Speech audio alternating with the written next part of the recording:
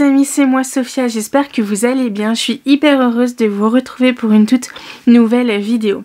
Aujourd'hui, je vais vous parler de mes dernières lectures qui sont exclusivement des thrillers.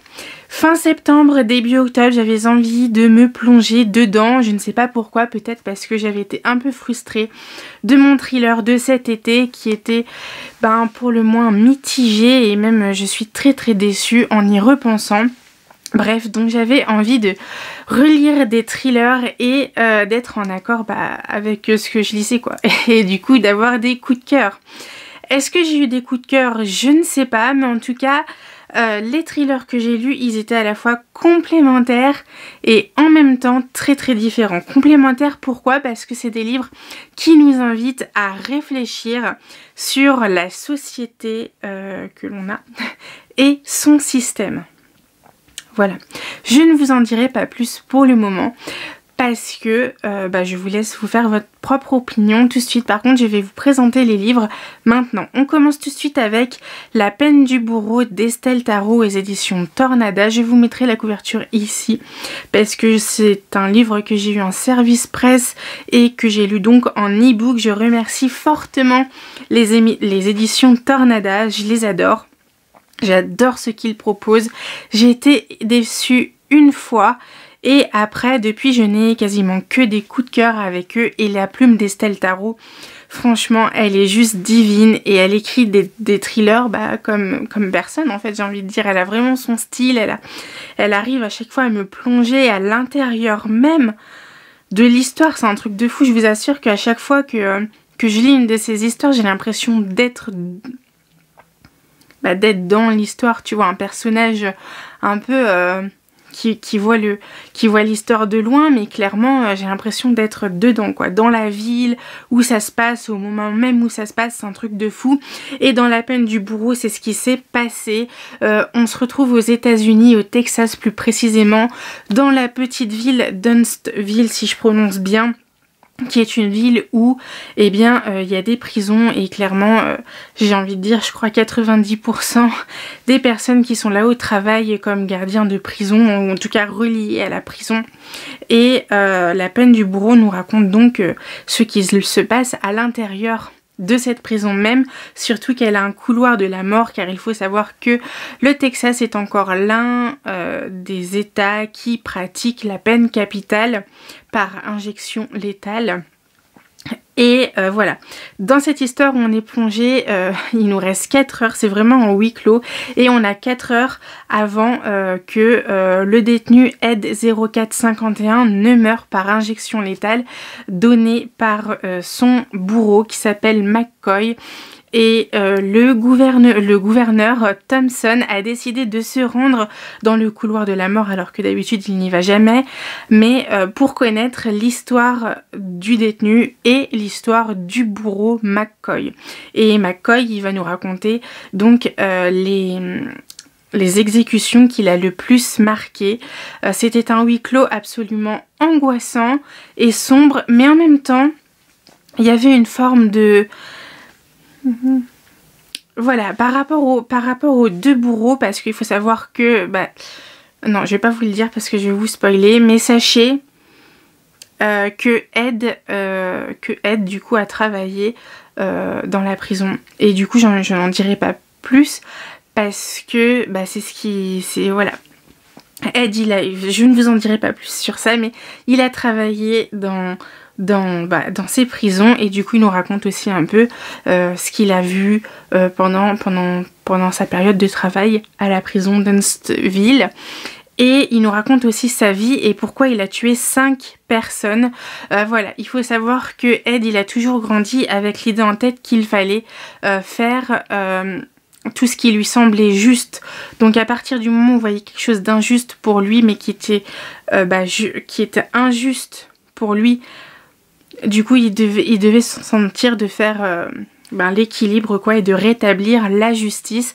Ça nous pose vraiment des questions sur le système judiciaire parce qu'on se rend compte dans ce livre, du moins après, j'en ai pas lu beaucoup des livres qui parlent de justice américaine, mais voilà, le livre m'a rappelé un film que j'avais vu il y a fort longtemps, et c'était l'histoire d'un détenu pareil qui était dans le couloir de la mort et qui écrivait ses mémoires et il l'envoyait à une journaliste. Alors si vous connaissez ce film, c'est tout ce dont je me souviens. Voilà, c'était quoi, quelques semaines, quelques mois avant son exécution. Et si vous connaissez ce film, eh bien n'hésitez pas à me le dire en commentaire, parce que vraiment j'ai envie de le revoir du coup, parce que je n'ai pas arrêté de penser une seule seconde à ce film. Voilà, ça c'est dit. Qu'est-ce que je voulais dire d'autre? C'est un huis clos vraiment angoissant, ça m'a fait pleurer. Je me suis beaucoup attachée au personnage, surtout à McCoy, le bureau McCoy, et au détenu Ed 041551, parce que je me suis dit peut-être que... voilà, qu'est-ce que la justice concrètement? Est-ce qu'elle fait bien son travail surtout? Et on sent vraiment que la justice américaine pour le coup, et au Texas plus particulièrement, est essoufflée, corrompue, fatiguée, et les gens, qui soient en haut du palier ou en bas, ne savent plus trop quoi faire pour qu'elle aille mieux, cette justice, hein, tout simplement. Et voilà, et si Ed 0451 a tué ces personnes, c'est parce qu'il a cru faire quelque chose de juste par rapport aux personnes qui ont souffert de ces personnes qu'il a tuées, quoi. Est-ce que c'est bien clair? Bref, de toute façon, vous pouvez comprendre ça qu'en lisant le livre, pardon. Mais voilà, clairement... clairement c'était quelque chose d'assez incroyable, c'est une lecture extrêmement passionnante, j'ai adoré, et en même temps ça m'a fait un peu flipper aussi, mais bon, voilà, c'est tout. C'est un livre que je vous conseille chaudement. Ensuite, j'ai fini une saga que je vous ai présentée il y a une semaine du coup pour vous lors de mon dernier point lecture, mes dernières lectures au bilan de l'été.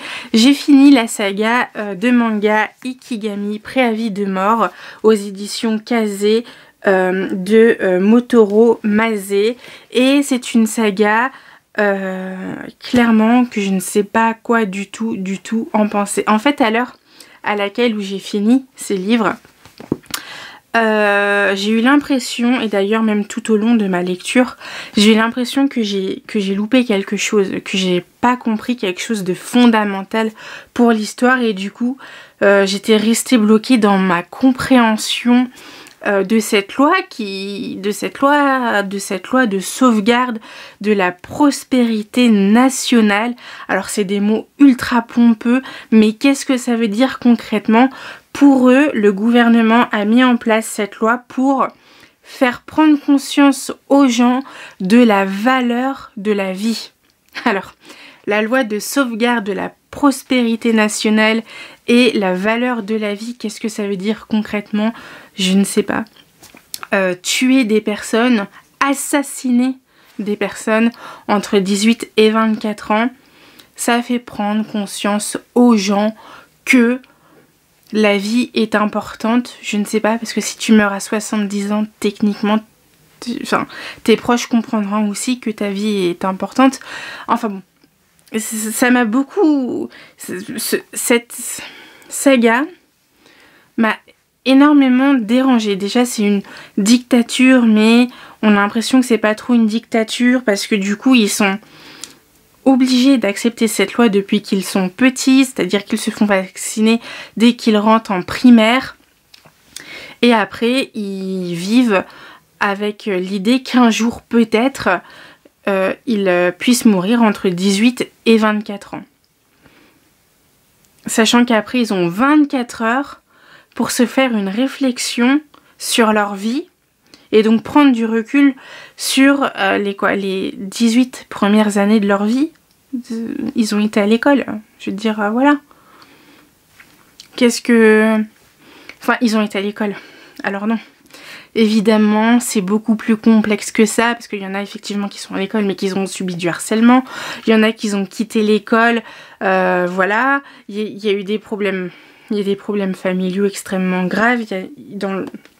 Dans le tome 2 d'ailleurs, la première histoire m'a complètement choquée parce que c'était une mère qui était portée très politique et qui ne pensait qu'à sa carrière politique, et du coup elle arrêtait pas d'engueuler son fils en lui disant il faut que tu travailles bien parce que tu vois ça va se reporter sur ma carrière et tout, et du coup quand son fils a reçu l'Ikigami, elle lui a dit bon, je vous spoil, je suis désolée, mais ça m'a trop marqué. Elle arrêtait pas de le rabaisser tous les jours pendant 24 ans, je crois, 18-24 ans. Et là, pouf, elle a reçu l'Ikigami, son fils, il fait un effort pour prendre sur lui et disant oui, bah c'est bon, maman, je te pardonne. Et en fait, quoi, elle lui dit non, mais pour ma compagne, tu comprends, ça serait bien que tu dises à tout le monde que t'as reçu l'Ikigami, mais non, mais juste tais-toi en fait. Enfin, c'était vraiment... Il y a beaucoup d'histoires comme ça qui m'ont absolument choquée. C'était à la fois très choquant et c'est vrai que c'est terrifiant de réalisme. Je sais pas si c'est vraiment angoissant. Je me suis pas sentie angoissée. Je me suis sentie plutôt énervée parce que j'avais vraiment l'impression que l'on jouait avec... la vie des gens en fait, et pour moi c'est pas ça la prospérité nationale, la sauvegarde de la prospérité nationale, parce que concrètement si tu meurs à cause du gouvernement ou que tu meurs à cause d'un accident de voiture, tu mourras quand même en fait, je veux dire, sauf que si tu meurs avec grâce au gouvernement, tu seras dit honorable, mais enfin bon. Moi concrètement j'ai pas compris cette loi et que tout le monde va mourir, donc qu'il y ait cette loi ou qu'il n'y ait pas cette loi, concrètement ça revient au même. Mais moi ce qui m'a le plus embêté et ce que j'avais tout le temps en tête, c'est prospérité nationale. Concrètement j'ai pas réussi vraiment à définir le thème, et dans ces livres je n'ai pas non plus réussi à trouver réellement ce que ça voulait dire. En plus de ça, il parlait de la valeur de la vie,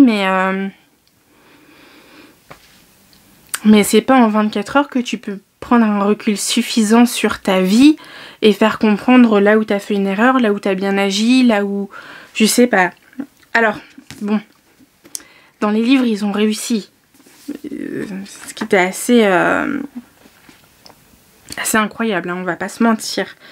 Mais concrètement, voilà, ils ont réussi à se pardonner leurs erreurs, à montrer qu'ils tenaient aux gens et qu'ils pouvaient faire des choses bien avant qu'ils meurent. Mais bon, voilà, moi je suis un peu restée sur ma faim. En même temps, j'ai adoré, mais je suis restée sur ma faim, quoi. Je sais pas comment le dire, je sens que c'est un livre, enfin c'est une saga qu'il faudra que je relise parce que je suis sûre d'avoir passé quelque chose d'hyper important. En plus de ça, je vous avais dit donc il y a une semaine dans ma précédente vidéo que j'attendais cette rébellion du peuple qui s'amène à une guerre civile, hein, techniquement, et j'avais très envie que notre employé de mairie, Kujimoto, fasse prendre réellement conscience aux gens que c'est un assassinat en fait, hein, clairement, purement et simplement. Le gouvernement assassinait son propre peuple et faisait passer ça pour quelque chose de absolument magnifique, grandiose, honorable. Alors que concrètement c'était pas du tout honorable parce que t'as rien pu faire, quoi. Les 18 premiers... Enfin bon, t'avais des rêves plein la tête, au final tu te retrouves dans la merde à cause du gouvernement. On adore. Bref, j'attendais cette révolution corps et âme. Je vous avoue que j'étais pro-révolution pour le coup et que j'attendais la guerre civile qui mettrait fin à cette guerre, et je pensais réellement que Fujimoto, il allait nous trouver des personnes capables de préparer quelque chose d'une telle envergure. Sauf que, eh bien, voilà, le gouvernement a resserré les vis de la sécurité, de la prospérité nationale, et si vous disiez des paroles, enfin si vous dites des paroles déviantes et qui ne servent en rien la loi, eh bien vous êtes placé dans un centre qui vous font pas des choses sympathiques, clairement pas. et qui vous assure ou pas de ensuite retrouver le droit chemin. Sauf que moi j'attendais réellement cette rébellion, et finalement il y a eu un petit vent.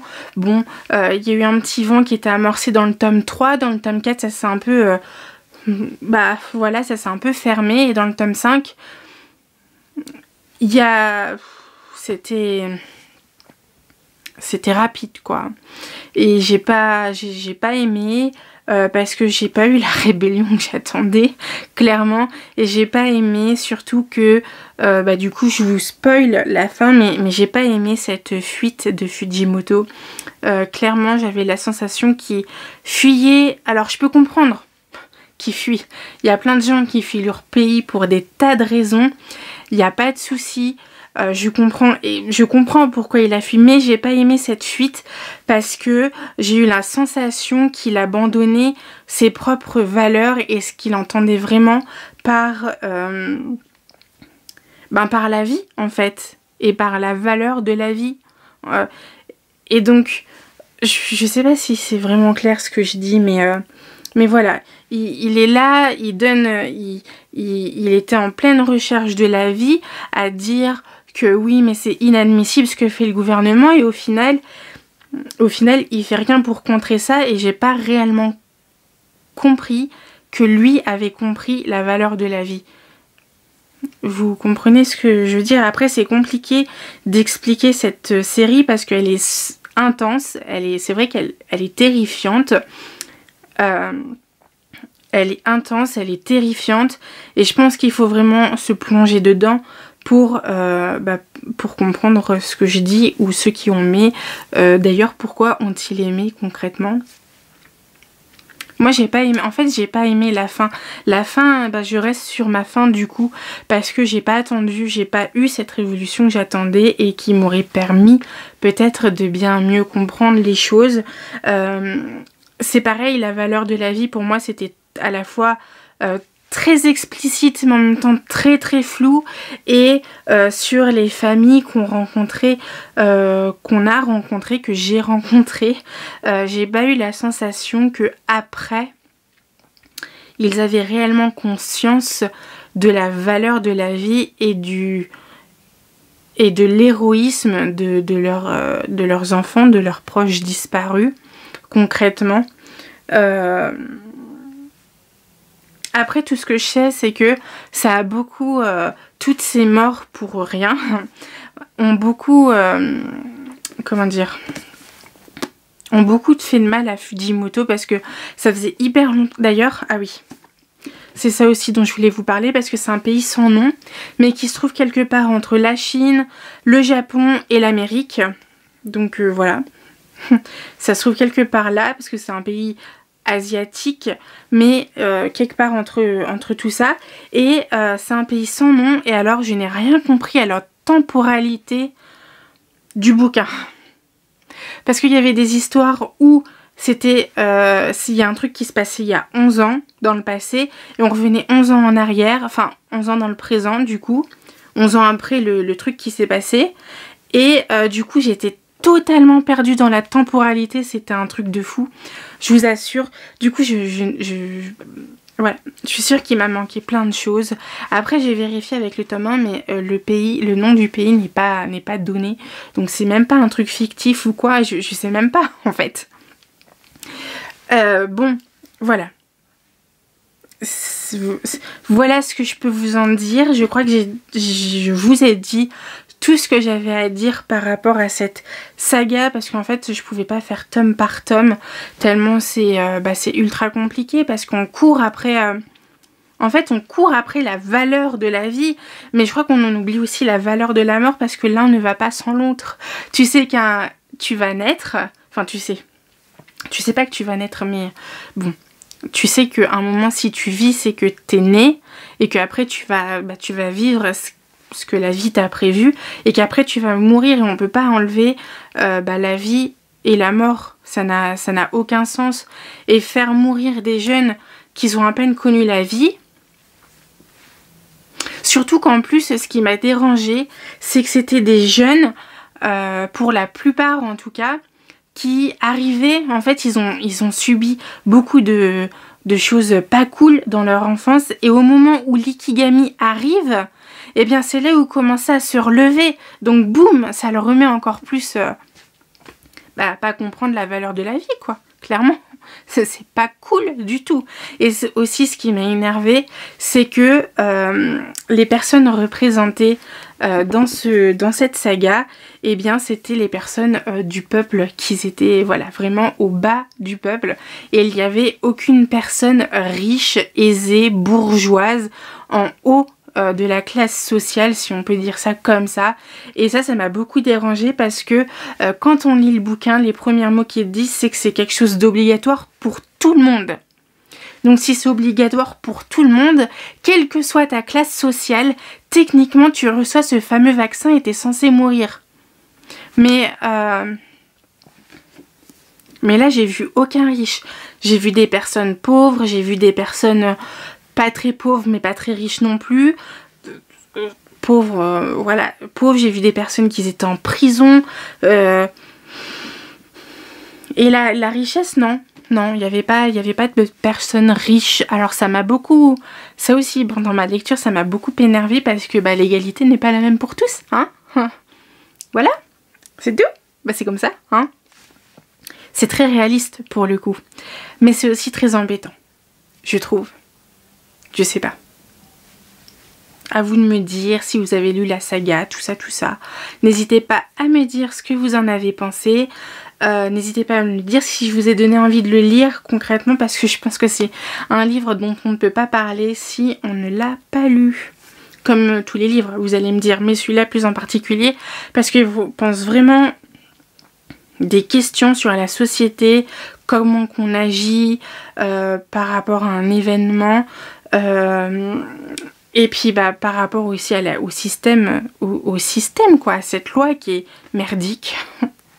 Voilà, et je pense que si on tenait vraiment à la valeur de la vie et à la vie en elle-même, eh bien un gouvernement n'aurait pas établi cette loi, surtout pas une loi qui a été établie, qui a commencé à s'établir avant la guerre, mais qui s'est établie donc du coup, qui a étendu que la guerre passe, et elle s'est fait juste après la guerre en fait. Donc tes soldats ils meurent un par un, et tu vas rajouter en plus, mais tout ça pour préserver la nation, évidemment. Oui, franchement. Je sais pas, c'est une réflexion que je viens de me faire. À vous de me dire ce que vous en avez pensé. En attendant, j'essaye de rédiger mes chroniques du tome 3 et 4. Du tome 4 et 5, pardon. C'est un peu compliqué pour moi, je vous avoue, mais voilà. Et bien sur ce... Maintenant que j'ai dit tout ce que j'avais à dire sur cette série, je vous retrouve dans une prochaine vidéo. Je vous retrouve sur le blog pour des nouveaux avis littéraires, évidemment. Sur les réseaux sociaux. On n'oublie pas le live du dimanche pour Instagram, le live du 29 octobre pour le live du club, avec donc la lecture du mois qui s'appelle WW World Wide Web, que voici. Et on n'oublie pas le live du 31 octobre pour une soirée Halloween. Bisous bisous.